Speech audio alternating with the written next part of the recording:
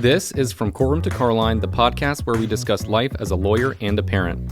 I'm Jenna. And I'm Rick. Your hosts and partners both in the courtroom and in parenting. Join us as we navigate the fascinating worlds of law and family life. Now, this is not legal advice, but in every episode, From Courtroom to Carline is a delightful blend of legal insight and parenting hilarity. Get ready for a roller coaster ride where law meets love and where the gavel meets the car line. Welcome to From Courtroom to Carline, a legal parenting podcast. Today we have Carl Galler. He is a realtor here in the Tampa Bay area. Welcome to the show. Thanks. Glad to be here. A little nervous. It's all right. Carl, tell us how you got into realty. Oh, gosh. So I always worked with my hands as a younger man. I was a maintenance man, contractor, brief stint at corporate management, but always worked with my hands and found a niche when I was a contractor working with realtors, and was able to observe over, 10 years, the good, the bad, like what a good realtor. I learned the contracts from the rear end, to keep it PG, up, and found it fascinating. So I kind of morphed into that. 1998, I became a full-time realtor. So that's 27 years ago. Wow. You mentioned being a licensed contractor. Correct. What got you into that, and what kind of work did you do? So I always worked with my hands.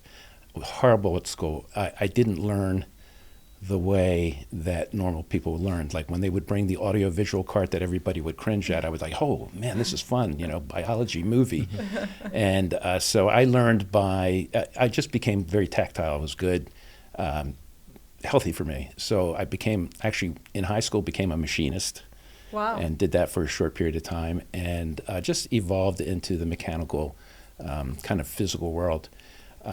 So that people were saying, oh, you're so good with your hands, you should do it full time. And I was with corporate America for a minute, 5 years, and I saw the writing on the walls that was not going to end well.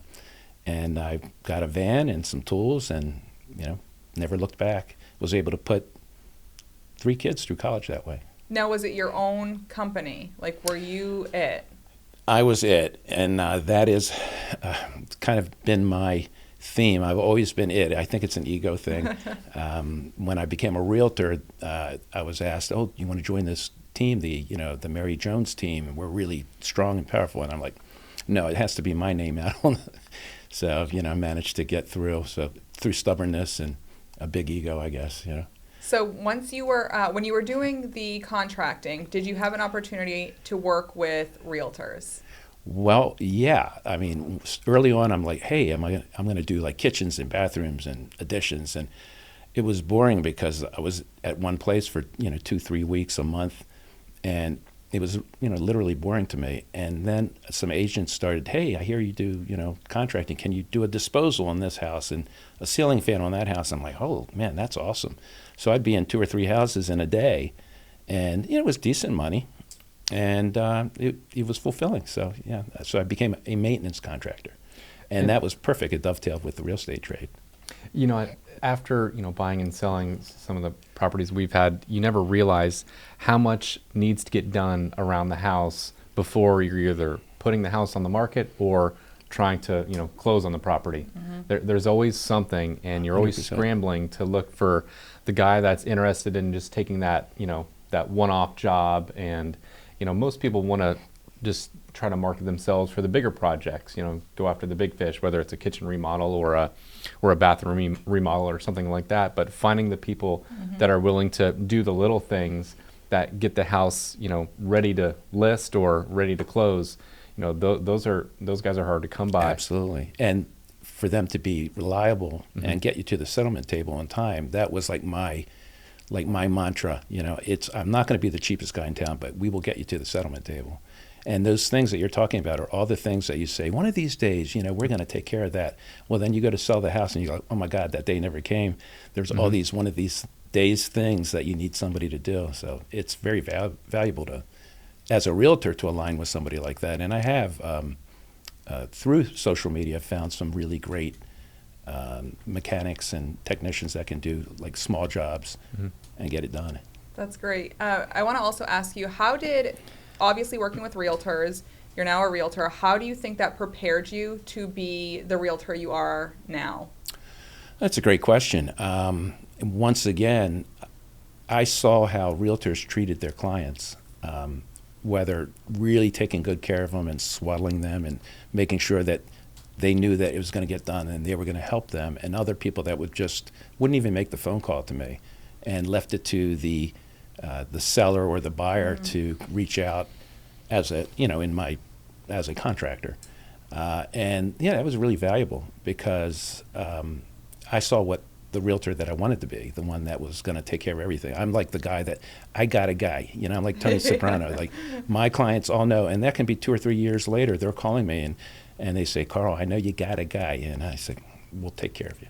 What made you finally make the move from licensed contracting to realty? Like, why did you want to change? I don't know that I really wanted to change. It was just like a natural progression. And I found it fascinating. And yeah, I just liked it better. I still worked with my hands. I still do that today. Yeah. But One of the things, being a former contractor, you're able to see value in a property that others can't, and you're also able to see when properties are overvalued. And so I think that must make you very good at what you do, and just made that transition to becoming a realtor all the more easier for you, because you can go into a house and you could see the list price, and you can see, wow, if they only just changed a couple of things, which based on my experience wouldn't cost that much, you're going to be able to, have immediate equity if you were to, make an offer on this house, and, things like that, where, the untrained eye wouldn't see the value like you would. So that's got to benefit you tremendously when you're, helping a buyer looking for the right home, or helping a seller, telling them, hey, these are the repairs that you're going to want to make that are going to get you your most bang for your buck, when you list that property. So that's got to be a tremendous benefit for you in your practice. Well, 100%. The challenge is getting that message, the value, because it definitely adds, in my opinion, in my not so humble opinion, adds a lot of added value to their experience. But how do you impart that that message? And so that's how when I go to any sort of networking groups or stuff like that, that is part of the message. It's like, hey, not only have I been a full-time realtor for 27 years, but I was a general licensed contractor for many years prior to that. So I'm bringing value from Jump Street, not just, because real estate, frankly, tends to be kind of a commodity service. You market, you navigate the transaction. Where the rubber meets the road is what happens prior to the transaction and during the transaction, negotiation, understanding what after home inspection, what these things mean, and not just like waving a wand and saying, well, we want everything done. We can say, I'll talk to a buyer and say, look, a dripping sink is not a big deal. You're going to take care of that for $14 piece after settlement, but a leaking roof, mold, an HVAC system that's about to die, those are the important things, and that's it's a fun and important distinction for me. So yeah, it does add value. Carl, you mentioned going to networking events, and that's where we met you, was at the Seminole Happenings Business Alliance meeting. And I will say one thing that I was very admirable is you approached us, you started a conversation. I remember one of the comments you had made is, why is everyone sitting? And it was so true. It's like, we're all comfortable in our own profession, but then you bring a bunch of business owners together in a networking event, and sometimes it is hard to approach people, but you were very outgoing. You approached us, you walked around the room, you made sure to make those introductions. How has having that personality helped you in your career? That personality. That is, it's helped. I love people. I mean, I love learning about people, and I have been on the other side. So you guys were like, that was your first meeting. And not that I wasn't even like one of the cool kids at that time in that meeting, but I had been to several of them. And I've been on the other side, not with that meeting, because most of those folks are very welcoming, but I've been to organizations and even like car clubs and things like that, and they woo you to join, and then you're like nerd in the corner that nobody approaches or they don't welcome. And I think it's important. It's fun and kind of natural for me, but it makes people feel comfortable. So. Talking about marketing and obviously going to these events, what have you done throughout the years? How has your marketing strategic plan changed? What have you done that you've noticed has helped you? Well, marketing, I'm probably one of the laziest people on the planet. I'm not a good marketer, other than when I found this world called social media and YouTube and Facebook, then I kind of found my element. It was kind of like in school, I was a terrible student. I just couldn't pay attention. And they didn't have classifications back then. You were either slow, or bright. Obviously, former, sadly. So marketing, I take a very organic approach to marketing. I actually have had accountants that say, you really run a lean business because I don't spend any money on marketing. Occasionally a postcard, things like that. So I kind of market me, and it has worked. Sometimes I say I'm like the Forrest Gump of real estate. It's like I'm not looking for new, like the latest gimmick or reading books on how to win friends and clients and things like that. I just kind of do it. 27 years later, I'm not a financially wealthy guy. I do fine, but I'm a really happy guy, and it has worked. I've been able to put my three former Carline kids through college, and they are now all grown and have kids of their own. But that's my. I should do a book on how not to market. But I think what you touched on though, in terms of social media, it's free. You don't have to pay an exorbitant amount to be on social media. You can, present yourself. And one of the things that you've grown quite nicely is your YouTube channel. Why don't you tell our listeners about your YouTube channel? Well, I have a YouTube channel, and then I have this like crazy Facebook presence. On Facebook, I have 23,000 followers. And I would love to think that they're following me, but they're following my good dog, Wilson. And you can Google that, my good dog, Wilson. And you'll find who he is. He happens to be about a 3-foot high egret that during COVID, we were working from home. My wife and I were working from home, and the doors were open. It was a beautiful day, March, if you remember. And in comes this bird, and my wife says, "Turn around." And in the middle of our living room was this egret. And I just called him Wilson because I assigned names to everything. And a couple days later, he was back, and Candy, my wife, she says, "Hey, your dog's back." I'm like, "My dog?" And there was Wilson, so he became my good dog, Wilson. So I enjoy doing videos of him coming in, and he just waltzes in. He's kind of goofy, and he kind of shifts his feet, and he's really cute. Puts a smile on my face, and apparently he does on 23,000 other folks. That is an incredible following, for sure. One of the things that I've learned when it comes to social media is being consistent. If you stop posting, then you get forgotten about, and it's hard to get that momentum back. So with my good dog Wilson, you're sort of relying on Wilson to come back in order to get the content. So does he come to your house on a daily basis, every other week, or? So Wilson, I can't keep him away. So Wilson shows up at least once, very rarely. I mean, the weather, I'm learning about these birds because others come, incidentally, I'll take a tangent. Has nothing to do with real estate, which is fine by me. But so there's another little snowy egret. They're smaller, about a third the size. He's my bad dog, Arnold. And these guys pal around. They hang out all the time. So when Wilson shows up, now Arnold shows up, and he'll come right on in as well. And he's the guy that when I'm feeding him, he'll grab my whole hand and like try to break off a finger. It doesn't hurt. There's no pressure. It's kind of silly, but it's cute.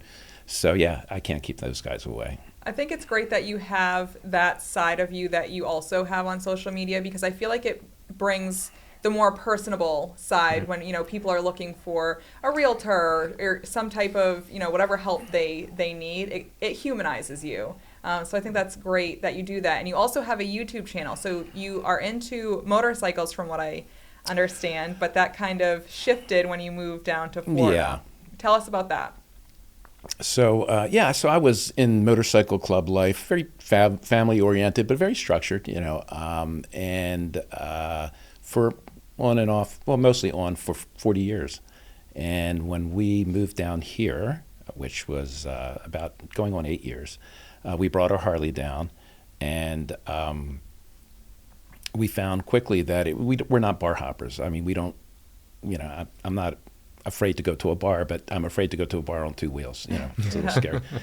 So we, after a couple of years, we were like, this is boring. We took it out once or twice in 3 years, and so I sold the motorcycle, and I said, but we need something kind of fun to like a bar hopper, and considered golf carts and stuff like that. I said, I'm going to build something because I've always wanted to. Never built a car before, like really built a car. I've tinkered with them forever, and at the time, I'm 65 now. I was 61, and I went out and bought a welder and bought a cheap Volkswagen Beetle, not the old ones, but the new, the water-cooled ones.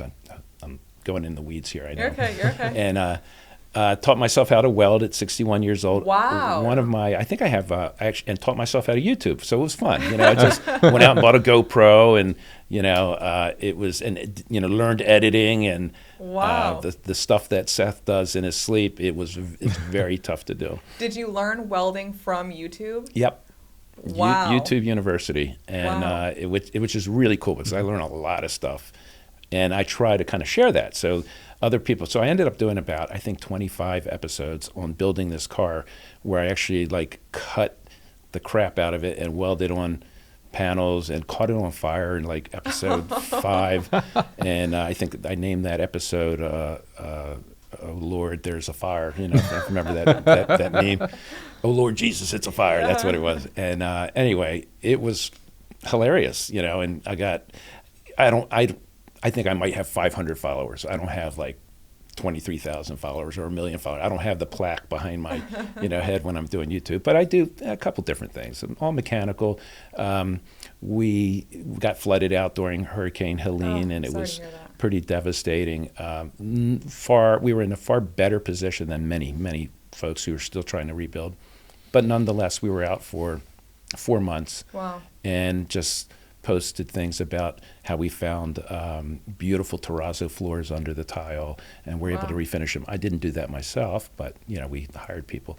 So it's anything that I think is kind of a learning thing that would have been valuable for me to see, I kind of try to share because it's fun. It's not because I'm such a great guy. It's because it's fun to do. What is the name of your YouTube channel? Carl Galler Builds is like the general. And then I have playlists. I have the beach buggy build. I have my good dog Wilson also on Facebook. But it's a lot of fun. That's so cool because people we're always trying to provide value to our viewers, give them something that they can use on their their daily life, and something, whether it's entertainment or whether it's practical advice, give them something that provides value that they can use. And so with all the YouTube content that you put out, and my good dog Wilson, you're making people happy, and that's why you've got a following. You're not trying to sell something. I feel like people are bombarded with marketing and someone trying to sell them something on a daily basis. They want to get away from that, and so when you're able to make content where you're not just selling a dream or selling something, but rather just making them happy for a quick 5 to 10 seconds, or giving them some advice or teaching them how to do something that they find interesting, I think that's definitely a strategy for success in terms of if you wanted to try to grow a subscriber base, that would be the way to do it. Yeah, for sure. And once again, not being the great marketer. I think I imagine it's probably 1,000 videos at least at this point. I think I've mentioned my real estate industry or me being a realtor, or doing some sort of a plug. I think I've done it maybe 3 times Oh, wow. in all, which I think is missing the opportunity. But once again, I do it because it's fun. I want to be authentic, you know, Yeah. and if they find out I'm a realtor, hopefully that comes through in that message, in the fun stuff.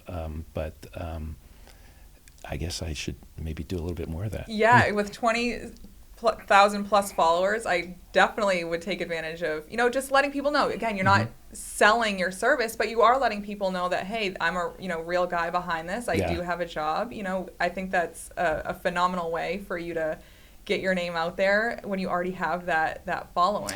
Yeah, I imagine it is. You know, and listen, I will toot my own horn. I think I'm a really good realtor. You know, I know the business and I know contracts. I'm kind of like, I don't know, fascinated with the contractual, which is kind of weird, not being an academic kind of guy. But so I think I really do a good job of representing folks in a transaction, whether buying or selling. And I rely on like referrals for that message to go through. And then they'll say, "Oh yeah, I saw that crazy bird," but and he's a good realtor too. So you know, I always direct people to my Google. Just you know, Google my name. Yeah. Check out my reviews and make a decision on your own. So, you know, but it'd be good if I could kind of maybe get a marketing guy to connect it to. Yes. Carl, what is one piece of advice you would give our listeners if they are thinking about getting into real estate or even, you know, becoming a contractor? What would you tell them?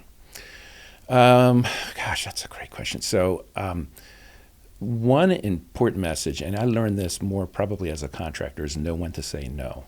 No, you know, stay in your lane. If you know, it's more valuable to say no than to overpromise and underdeliver and say, "Oh yeah, I can do that," and then find out, well, I really can't. You know, so it's easier to disappoint somebody that you know they can't hire you for something, rather than to disappoint them that they hired you, and you've wasted their time and money. And so that is probably the first most important message. But then get good at what you can't do. You know, just figure that out too. And the second thing is I mentioned before, just being authentic, which kind of goes with saying no. You know, don't over represent yourself. Being authentic. So I'm an old guy now, so I have a little bit of wisdom to impart to you guys, and that is. You know, just be authentic. You just you don't have to set the world on fire. I never set the world on fire, but I am a really happy camper. I mean, I have a fantastic life with a wonderful wife. It's my third wife. It took me a minute, but you know, so yeah. But it's important that you're happy now, and I think that's great advice, you know, for our listeners, especially the learn when to say no. That's something that, you know, we try to do. If we can't fulfill something, we want to pass that person along to someone who can. I think that's very important to do. And that is really important. That's where the networking comes in. It's like, okay, I can't do this. Yeah. You know, I don't necessarily need a license to be a commercial realtor. I'm 99% sure that's not a requirement. The only reason I'm 1% unsure is because I don't do it. But I know guys that are really good at commercial real estate, and I can refer them. Yes. Or attorneys, or painters. You know, it's really good to connect with people that you can have faith in referring to. Absolutely. One of the things that I wanted to ask you about was you had brought up, or you had mentioned to us that you remodeled condos to get them ready for Airbnb rentals. Can you tell us a little bit about when and how you got into that? Sure. So I started flipping houses, and flipping is buying a distressed property, or any property. It doesn't have to be distressed. That property, adding value to it, renovating it, and then selling it for a profit. And I started doing that, as a young man. I think I was about 28 years old when I did my first one. Wow, yeah. And that was way before HGTV made it cool, where people think you could do that in 7 days. Oh, they did it on TV in 7 days. It takes a minute. But so I started doing that, and just onesie, twosie. It was just kind of a nice payday to pay a college tuition, or you know, whatever, or part of one anyway. And so I did that for 30-some years, and then when we bought down here, and we bought in 2018, and we moved here in very early 2019.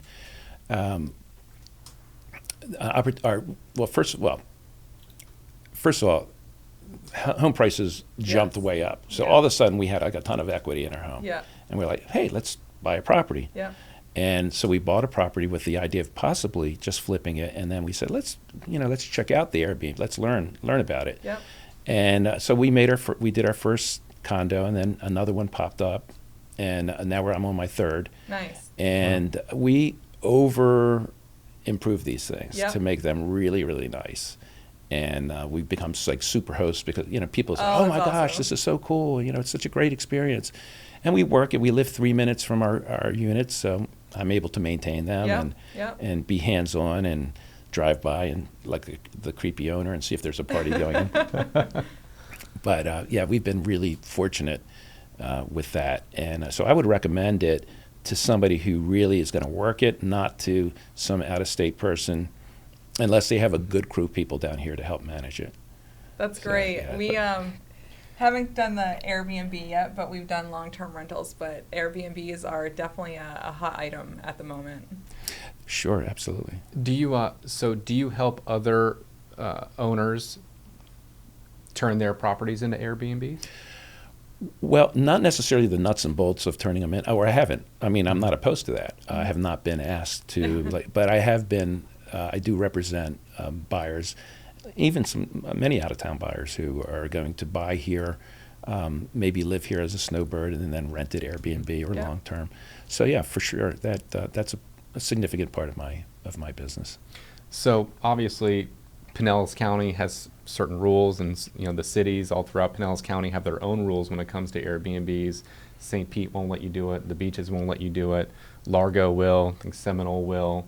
We're in unincorporated Pinellas, so you can do that in unincorporated Pinellas. But you have, I think now, recently they've changed the rules so that you have to register your Airbnbs and pay a tax or pay the county their due for doing it. So having to keep up with that developing sort of area in real estate, it's definitely, I guess you have to because you have your own Airbnbs, but I would imagine that knowledge helps you with your Yeah. clients, especially your out-of-state buyers For that are sure. looking for investment properties. Absolutely, and it goes beyond just the municipal kind of rules. Then you have HOAs that have their rules, and Yeah. you have condos associations that have their rules. So yeah, it does, and it's a moving target. I mean, it can be scary. We have focused in one particular development, which we kind of know it's kind of like a unicorn. You can do Yep. whatever you want, and it works very well because we work hard to make it like good, but I could see somebody getting in there and just making a mess of it, but it is something that you really have to pay attention to, and it's 100% case by case because there's just various layers and overlays of challenges to that, and then you just have general neighborhood discontentment with it, and totally understand it. We have a couple in our neighborhood, and we live on the water, and they're large homes, and they could be hosts to loud parties and pools and things like that. But these folks manage it well, Yeah. so we have no trouble at all. I kind of tend to ascribe to the my home, my castle freedom, Yep. and if I'm going to be that way, I have to let other people be that Yeah. way, but just be a good, a conscientious neighbor. Yes. I think too it helps though when you're an investor to understand that other people are just trying to get ahead to put kids through college.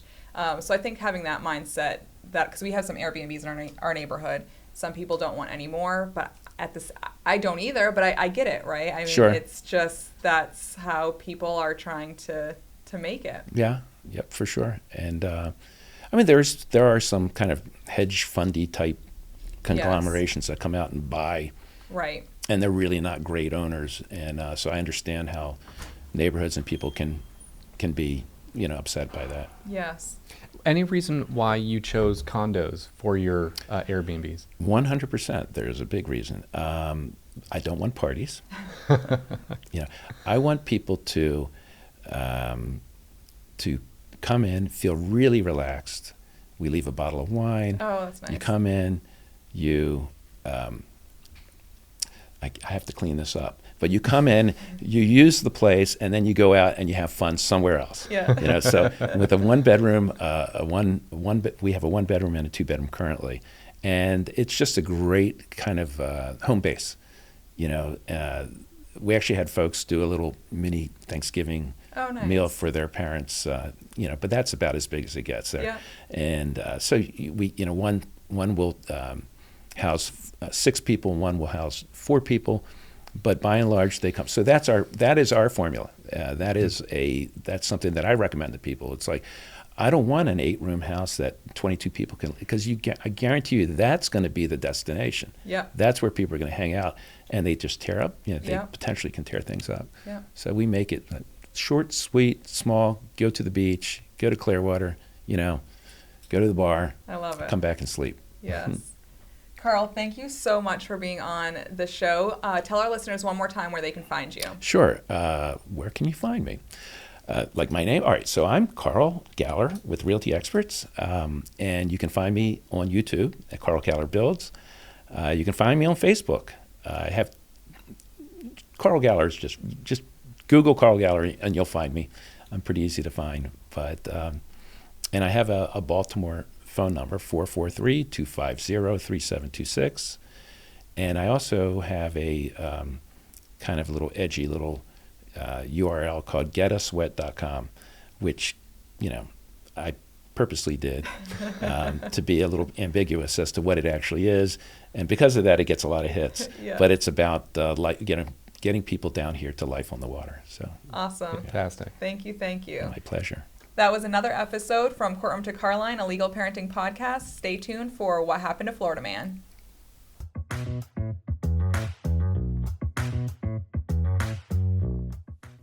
So on this segment, on What Happened to Florida Man, we've got a case out of Volusia County involving mortgage fraud. This gentleman was charged with organized scheme to defraud, a first-degree felony, over $50,000. And what the allegations here are is that he posed as a legitimate buyer to a property that he had an interest in, or what he wanted the sellers to think he had an interest in. And so he posed as a buyer. He had the sellers send him a purchase contract, which had all of the information written down on who owned this property, and he took those documents and altered them, forged them, and made it seem like he was the owner and signer for that property. And then he went to a private lender and got a mortgage on the property, took the cash, and then used that cash to sort of repeat the process on another property. So he's charged with stealing a lot of money, and the way he did it was starting off initially posing as a legitimate buyer, getting the seller to send them some documents which had all of their relevant and pertinent information, and then he used those documents, forged them to his advantage, and went and got a mortgage on that property unbeknownst to the seller. And the reason this all kind of came to light is that I guess Fidelity wrote the title insurance for the encumbered property and did their investigation and realized, yep, these documents were forged and this was a rather large scheme. So being a realtor for as long as you have, Carl, have you ever encountered a situation where you're representing or you're approached to represent a buyer, which, like you said on our show, maybe we should say no to this business opportunity? Oh, yeah, absolutely. I've never run across the depth of what this guy did. I mean, this guy, he just committed fraud on so many levels. And, I read the case and it was was even tough to keep up with it because there was just so many levels. So the guy was brilliant. What we said is like we wish he could use those superpowers for good rather than evil. But it caught up to him. So you get I get approached usually by quasi-legitimate, and they call themselves investors because they've gone to a seminar and now they're an investor. They have no money. They want me to figure out how to get this. So once again, everybody is looking to leverage somebody else's cash, and I guess that's what makes the world go around. But I guess I can see the writing on the walls early on, but these guys are brilliant. So there's so many, there's people are stealing deeds, and they're recording them at the courthouse. So I don't know how you combat that other than being like super vigilant. And, the old adage, if it sounds too good to be true, it probably is, which really is important in real estate. I mean, that's a good one for real estate because, real estate has a lot of value to it. And if you're not careful, other people are going to try to take advantage of that. I think especially now there's so many, podcasts and YouTube channels on, real estate investing, which I definitely think has its perks, but everyone also wants a get rich quick scheme, and real estate is not that. It's a great opportunity to build wealth, but not quickly. It's a long-term game, and I think that some people, like this guy here, work the system a little bit too much, but this is a pending case, so we will definitely follow it and see what happens to him. Thank you again, Carl, for coming on the show. And this has been another episode of From Courtroom to Carline, a legal parenting podcast.